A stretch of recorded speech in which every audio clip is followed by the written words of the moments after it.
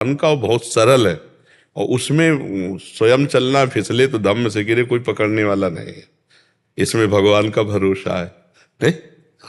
भगवान ये मैंने जैसे हरि का प्रणव के साथ जब करता हूँ हरिओम, तो ये मंत्र कोटि में तो नहीं आएगा, इसका जप कीर्तन कर सकते हैं पवित्र अवस्था? नहीं, प्रणव आदि तो महान मंत्र ही है, उद्गीत है, बिना गुरु के इसका जप नहीं करना चाहिए। तो मेरे इष्ट श्री हरि हैं, तो फिर है? क्या श्री हरि हैं मेरे इष्ट, तो मैं क्या नहीं तो नाम जप करो भगवान के। हाँ, प्रणव को तभी जपना चाहिए, या प्रणव लगे मंत्र को तभी जपना चाहिए जब गुरु प्रदत्त हो, तभी वो सफल हो पाएगा। ऐसे नहीं है, ऋषि परंपरा रही है, तो अपने गुरुजनों से जो मंत्र मिलता है उसी से सिद्धावस्था प्राप्त होती है।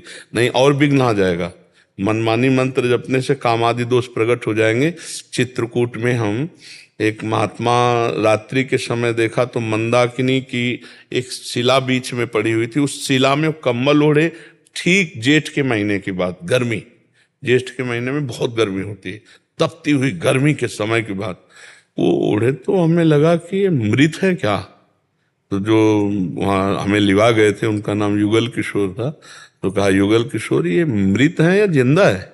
उनका जिंदा। उनका जिंदा और कम्बल ओढ़े और ऐसे पत्थर के टुकड़े पर ऐसे रात। बोले बड़े निरपेक्ष महापुरुष है, किसी से बात नहीं करते। जिद हमारी थी कि संतों के पीछे लगना, उनसे बात पकड़ना। तो अब अपने बाबा जी बैठे हैं, कभी तो निकलेंगे, डिस्टर्ब नहीं करेंगे। और वो निकले, 2-2:30 बजे निकले। जो ही निकले बस पीछे पड़े, दंडोत महाराज जी, दंडोत महाराज जी, 1 मिनट बस महाराज जी, 1 मिनट समय। आप जैसे गुरुजन समय नहीं देंगे तो वो हेर भी नहीं रहे। हमको आप जैसे गुरुजन समय नहीं देंगे तो हम जैसे साधुकों का क्या होगा? महाराज जी 1 मिनट, बस 1 मिनट दे दीजिए।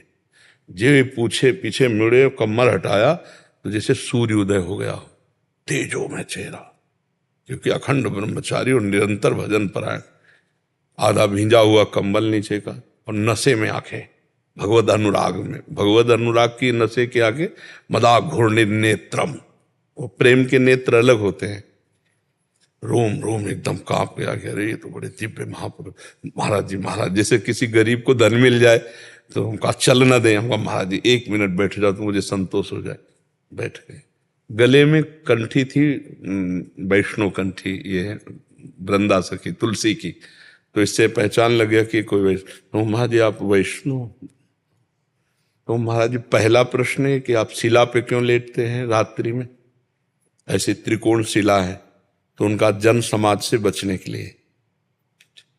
आप कंबल बराबर ओढ़े रहते हैं? बोले अभ्यास है, ये अभ्यास है।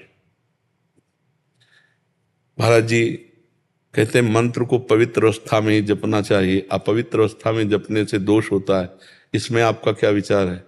तो उनका अपवित्र दशा में जब मंत्र जपा जाता है तो काम आदि वेग प्रचंड होकर के उसको परास्त कर देते हैं, और गुरु मंत्र विमुख होकर जब मंत्रों को जपा जाता है तो वो उसे परास्त कर देते हैं।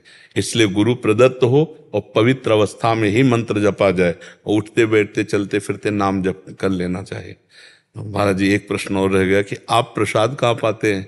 तो बोले बस एक बार चित्रकूट की गलियों में घूमता हूँ, न मांगता हूँ न कुछ, अगर किसी ने दे दिया तो पा लिया, नहीं फिरा के शिला पे ऐसे रात दिन भजन परायण। अब उन महापुरुषों को ब्रह्म ज्ञान प्राप्त करने में कोई कठिनता थोड़ी हो, तो ब्रह्म स्वरूप ही हो जाते हैं। इसीलिए भगवान की शरण होकर भजन करो और नाम जप करो, और जब प्रगट में किसी गुरु से मंत्र मिल जाए उनके श्री मुख से, तब फिर उसमें मिला हुआ है भगवान, मिला हुआ मंत्र गुरु जी ने दे दिया है मंत्र, प्रणव दे दिया। हाँ तो खूब जपो उसको, फिर जपो। हाँ, वही मैं बोल। हाँ तो जप में तो नहीं कर सकते ना चलते फिरते अपवित्र अवस्था में? तो हरिओम नहीं, अपवित्र, श्री हरि। हाँ हाँ, प्रणव अपवित्र अवस्था में नहीं जपना चाहिए, उसे चलते फिरते भी जप सकते हैं, पर जब पवित्र हो, वस्त्र पवित्र हो, आप पवित्र हो, और पादुका ना हो। जैसे अब शौच लघु शंका आदि की पादुका, पादुका में ऐसे फिर मंत्र ने, या तो नवीन पादुका हो जिसमें आप बाथरूम भी ना गए हो, तो हमें लगता है कि प्रणव जपने के लिए पादुका की कोई आवश्यकता नहीं है। ऐसी जब समय जपे, और जब पादुका इसमें चल रहा है तो नाम जप करे। नाम भगवान का महामहिमा में है। नितिन तिवारी जी मुंबई से। राधे राधे। राधे राधे महाराज जी। महाराज जी पर ब्रह्म परमेश्वर कौन है, शिव जी, विष्णु जी या ब्रह्मा जी? एक है वो, अनेक रूपों में प्रकट है।